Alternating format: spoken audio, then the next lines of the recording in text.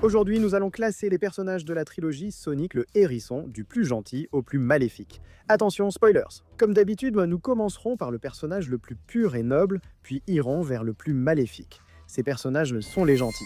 Et la médaille d'or de la bonté revient à Maria, la meilleure amie disparue de Shadow, la petite fille du docteur Gérald Robotnik. Maria est douce et innocente jusqu'au plus profond d'elle-même. Elle est vite devenue la première et meilleure amie de Shadow, lui offrant un peu de joie pendant qu'il était examiné et manipulé par Gunn. En plus d'être une bonne amie, Maria est aussi remarquablement sensible. Par exemple, après avoir vu un film de monstres où l'on parle d'extraterrestres de foire, Maria emmène aussitôt Shadow dehors, lui montrant les étoiles et lui affirmant qu'il n'est ni dangereux ni un monstre. Ce qui, 1 sur 2, c'est déjà pas mal. Malheureusement, lorsque Gunn a essayé d'emmener Shadow loin de sa famille, une balle perdue a provoqué une explosion qui a tragiquement coûté la vie à Maria. Elle est partie trop tôt, mais sa lumière a continué à vivre à travers Shadow malgré toute l'angoisse qui l'habitait. On sait qu'on a un bon cœur quand sa mort est littéralement la seule chose qui suffit à rendre un homme fou et un enfant fou de rage incontrôlable. C'est pourquoi Maria mérite sans aucun doute la médaille d'or de la bonté. La fille de Rachel, Jojo, reçoit la médaille d'argent de la bonté. Même personnage très secondaire, son rôle, petit mais crucial, contribue au développement de Sonic en héros. Et oui, tout le monde. Ces chaussures rouges emblématiques, elles ont été offertes à Sonic par Jojo. La légende a sacrifié des chaussures de sport rouges neuves pour éviter que Sonic ne se blesse les pieds en courant. On ne m'a jamais offert de cadeau. Elle a un cœur presque aussi pur que Maria. Elle est deuxième seulement parce qu'elle a mis trop de temps à détacher sa mère dans le premier film. D'un autre côté, je comprends ta décision, Jojo, et je la respecte. Maintenant, cela peut surprendre, mais la médaille de bronze de la bonté revient à Longclaw, la gardienne de Sonic pendant sa petite enfance. Une mère dévouée, morte pour protéger son enfant, symbole de noblesse. J'essaie de te rendre fier.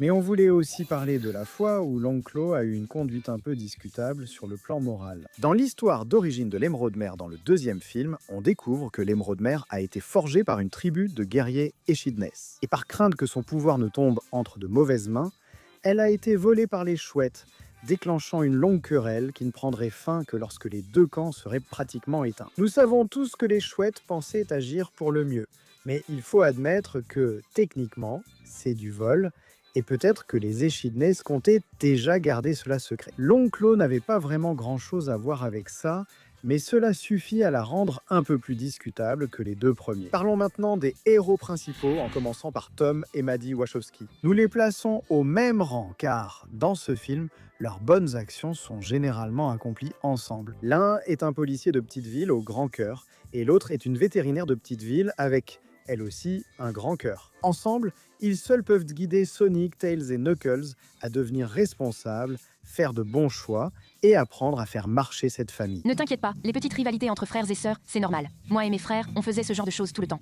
Dès le début, ils méritent qu'on leur reconnaisse un immense mérite pour avoir accueilli 3 créatures extraterrestres comme leurs enfants, malgré les risques constants de conflits avec le gouvernement, de dégâts matériels et de nombreux dangers. Mais ils gagnent encore plus de points de héros parce qu'ils les ont toujours aidés dans tous leurs plans. Et ce film les a vus vivre leur aventure la plus dangereuse jusqu'à présent. Le duo a aidé l'équipe Sonic à pénétrer le QG de Gunn, risquant leur vie et leur liberté pour sauver le monde des Robotnik. Le pire que l'on puisse dire à leur sujet, honnêtement, c'est des choses qu'on pourrait dire sur à peu près n'importe quel être humain. Parfois, ils regardent quelqu'un qui n'est pas leur conjoint et se disent « Waouh, cette personne est mignonne », sans jamais aller plus loin.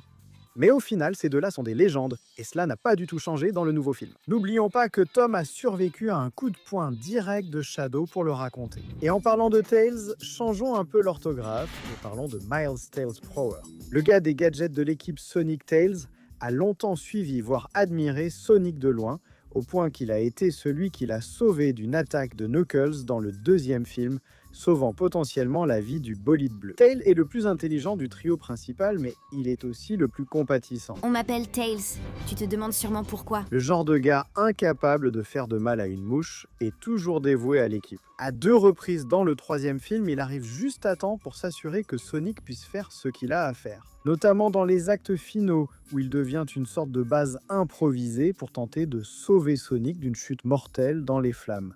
Et non, je n'invente rien. C'est une description honnête des événements. Tails est le genre de gars qui a peut-être plus de cervelle que de muscles, mais il reste toujours fiable comme soutien, aussi bien au combat qu'en tant qu'ami en général. Mais je sais que tu trépignes d'impatience, alors ne t'inquiète pas. Sonic l'Hérisson a tout de même gagné une place de choix sur notre liste. Cela ne devrait pas être un classement si surprenant pour lui, car Sonic a toujours été une bonne représentation d'un héros à la fois vraiment bon et imparfait. On pourrait citer toutes les fois où il a sauvé le monde en causant des millions de dégâts à la ville. Il joue à Batman, Justice Bleue, marque déposée en attente. Mais concentrons-nous sur le nouveau film. Le plus grand défaut de Sonic ici, c'est son ego, qu'il pousse souvent à croire qu'il peut foncer seul dans le danger, ce qui, la plupart du temps, le conduit à aller beaucoup trop loin ou à risquer sa vie. Il a failli être vaporisé par un champ de force à cause de son impatience et serait carrément mort sans Tails. Il était prêt à attaquer Shadow avec l'émeraude mère, malgré le danger que Shadow représentait après avoir blessé Tom. On ne lui en veut pas d'être en colère, mais le fait d'invoquer des pouvoirs quasi divins pour se venger est un peu discutable. Mais inutile de dire que Sonic est bien plus du côté du bien que du mal. Il aime les animaux, veut aider les tortues à aller vite et reste toujours enthousiaste à transformer un ennemi en ami. Dans le deuxième film, il a offert à Knuckles une vraie amitié et une chance de se racheter. Et dans le troisième, il fait encore mieux en aidant Shadow à enfin laisser tomber sa rage et à utiliser sa force pour le bien, risquant sa vie pour empêcher le laser de Robotnik de réduire la Terre en miettes. Sonic est le premier à te botter les fesses si tu fais le mal, mais il sera aussi le premier à t'aider à te relever et à te remettre sur le droit chemin, ce qui est le signe d'un vrai héros si tu veux notre avis. Mais terminons le trio principal avec Knuckles, le puissant guerrier Echidné. Si l'amitié de Knuckles avec Wade ne te convainc pas déjà de son évolution depuis sa première apparition dans le deuxième film, ce film montre encore plus sa dévotion. En plus d'être un excellent ressort comique, Knuckles est un protecteur dévoué envers ses amis et l'émeraude mère. Il attrape une voiture qui aurait autrement écrasé Team Sonic, sauve Sonic et Tails d'une chute mortelle dans le dernier acte après que ce dernier se soit évanoui, et trouve même une faille dans le pacte de l'équipe pour confier l'émeraude à Sonic. Quand on le dit comme ça, sans Knuckles, Sonic et Tails seraient morts au moins 2 fois dans ce film, et Shadow n'aurait eu aucune chance face à Sonic. Ça lui vaut beaucoup de points de héros. La seule raison pour laquelle nous ne le plaçons pas plus haut, c'est à cause de sa mentalité de frapper d'abord et de poser des questions ensuite, ce qui vient principalement de la façon dont il a été élevé en tant que guerrier Echidné. Destiné à restaurer l'honneur de ma tribu et prêt à détruire tout ce qui se mettra en travers de mon chemin. Nous devons quand même lui accorder la médaille du centre Darwin. Car même s'il n'est pas stupide, il reste très naïf sur le fonctionnement du monde, prenant souvent tout trop au pied de la lettre ou se laissant duper par des manipulateurs comme Robotnik. Cela n'enlève rien à son dévouement, son courage et sa gentillesse. Le qualifier de moins qu'un héros serait un déshonneur incommensurable.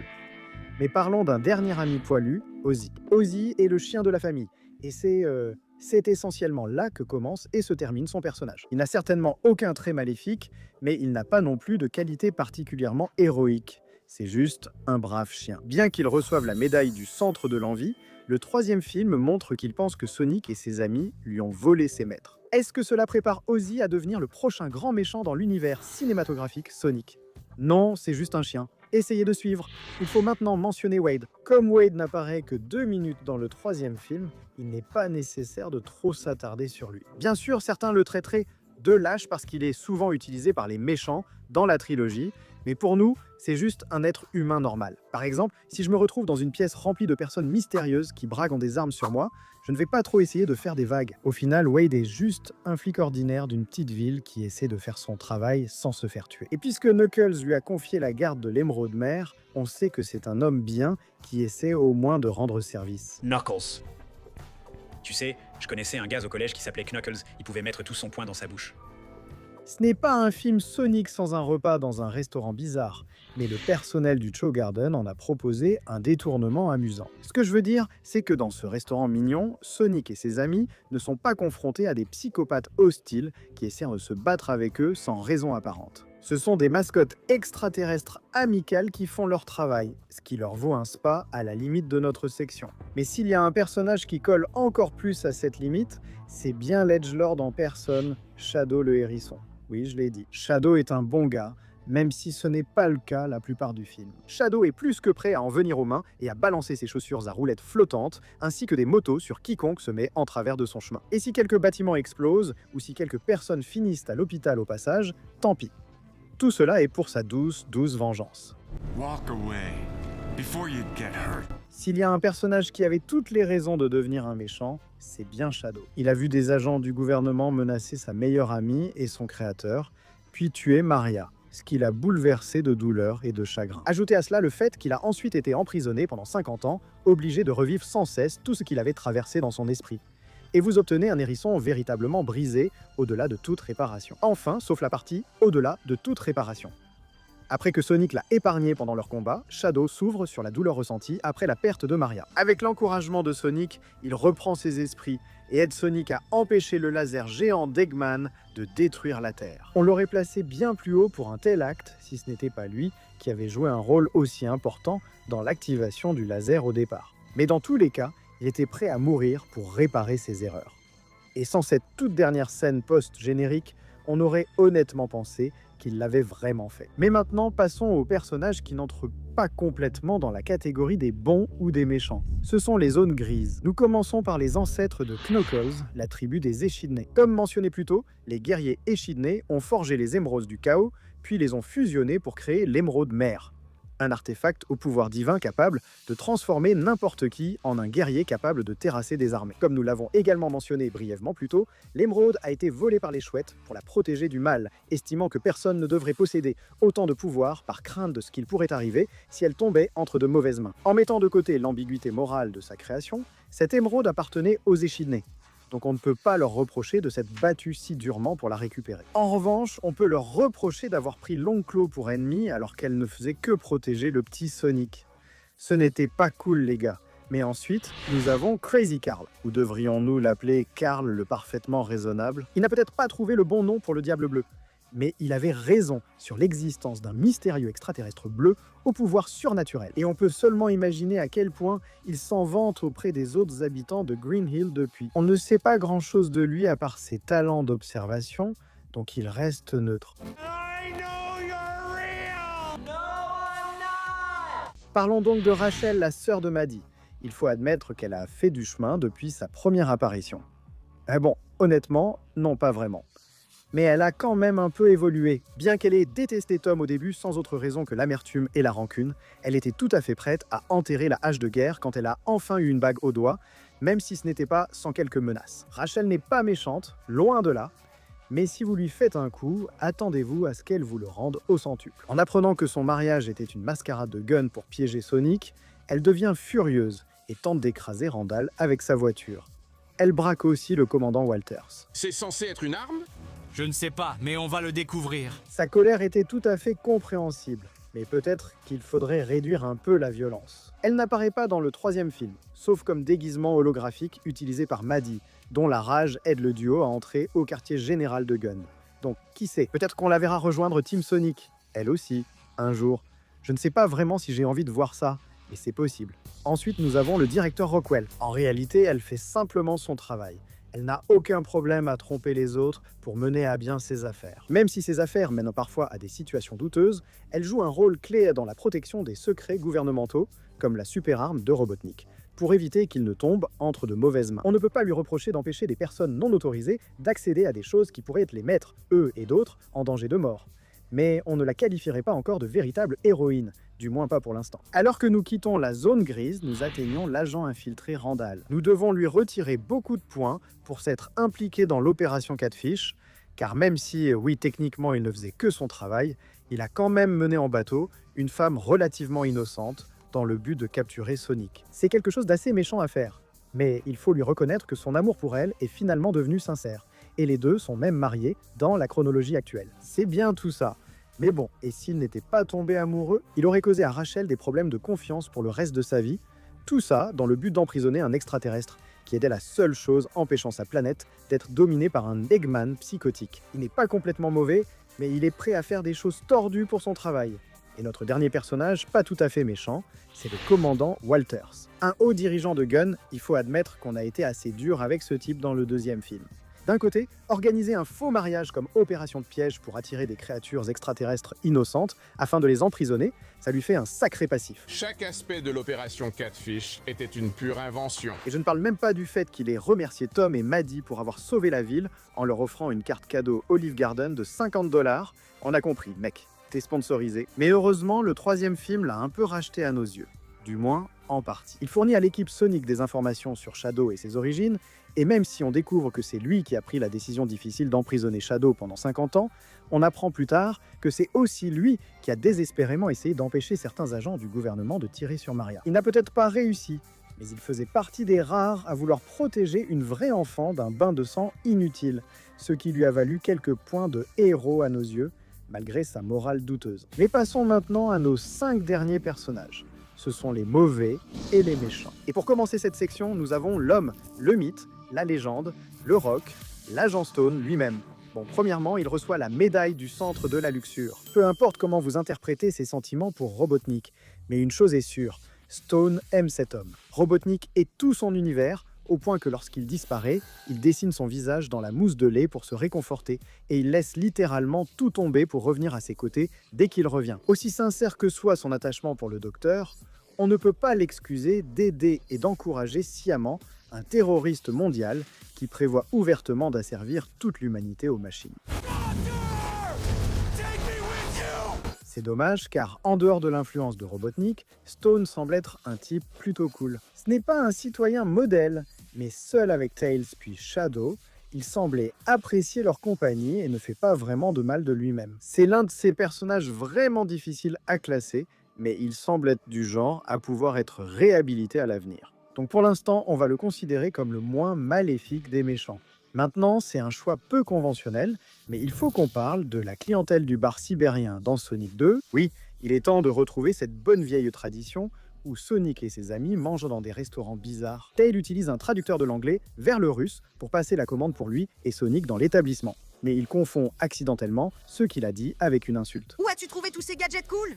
Je les ai inventés. Naturellement, les gens dans le bar réagissent à cela en essayant littéralement de tuer Sonic et Tails en les jetant dans un brasier. Ils ne sont arrêtés que lorsque Tails demande une pivonka, c'est-à-dire une bataille de danse, et ce n'est qu'après leur victoire que le duo est autorisé à partir, la peau intacte et non brûlée. Aussi amusante que soit cette conclusion, cela reste un cas où un groupe xénophobe tente de tuer 2 enfants extraterrestres sans réelle raison, donc il mérite une place basse quoi qu'il arrive. Pour notre médaille de bronze de la méchanceté, poursuivons cette tradition avec les motards du bar du premier film.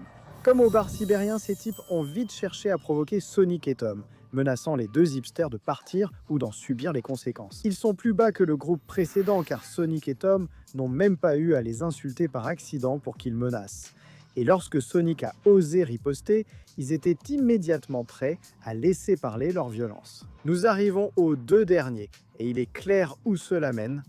Passons à l'homme malveillant principal, le docteur Ivar Robotnik. Ce n'est pas une opinion controversée ni nécessitant beaucoup d'explications. Il est sournois, traître, cruel et carrément maléfique. De son rêve ultime d'asservir l'humanité aux machines, à sa maltraitance constante de Stone, la seule personne qui se soit jamais sincèrement souciée de lui. Allant jusqu'à utiliser son grand-père comme cobaye, dans la salle des lasers du 3e film, Robotnik ne connaît quasiment aucune limite pour obtenir ce qu'il veut. Son mépris absolu pour tout être humain autre que lui-même, et parfois Stone, lui vaut la médaille de l'orgueil. Mais le 3e film a apporté un changement assez intéressant à son personnage. Il a en fait une boussole morale. Une boussole morale très petite, mais une boussole morale tout de même. Lorsque Gérald révèle son plan d'anéantir la Terre, lui-même, Robotnik et Shadow dans une énorme explosion, même lui doit prendre du recul et proposer l'idée que, plutôt que d'éviscérer littéralement toute vie sur Terre, ils devraient travailler ensemble pour la dominer. Ce n'est pas beaucoup mieux, mais c'est un peu mieux.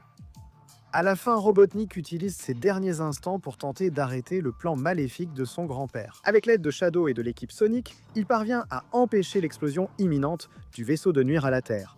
Et il envoie dès même un dernier message à Stone, exprimant sa gratitude pour son amitié avant de sembler mourir dans l'explosion. Cela ne compense sans doute pas tout le mal qu'il a fait. En fait, ça ne les compense certainement pas. Mais il a pris une bonne décision désintéressée dans ses derniers instants, et il a au moins pu devenir un héros, ne serait-ce que pour un petit moment. Mais d'abord, cette vidéo vous est présentée par Wicked Binge. Vous pouvez accéder à nos vidéos en avant-première, avant tout le monde. Recevez des emojis exclusifs et des badges de fidélité en soutenant la chaîne par abonnement. Cela dit, la médaille d'or du mal revient à nul autre que grand-papy lui-même, le docteur Gérald Robotnik. Même si Gérald paraît le plus maléfique, il n'est pas totalement mauvais, du moins pas en ce qui concerne ses motivations. Il aimait sincèrement sa petite fille Maria, au point que sa mort l'a plongé dans une telle spirale de chagrin qu'il a voulu détruire la Terre entière. Une force douloureuse lui vaut la médaille du centre de la colère. La différence entre Gérald et d'autres personnages vengeurs comme Shadow ou même d'autres super-vilains comme le Docteur Robotnik, c'est que Gérald n'a pas réussi à tourner la page, ni même montré le moindre intérêt à le faire. Réfléchis-y, chaque antagoniste du film a réagi différemment aux épreuves rencontrées. Shadow a finalement exprimé son chagrin pour Maria. Il a accepté la réalité de sa vie et il a cessé de s'isoler des personnes qui tiennent à lui. Robotnik était maléfique, mais au moins, il avait une vision de ce qu'il voulait faire du monde.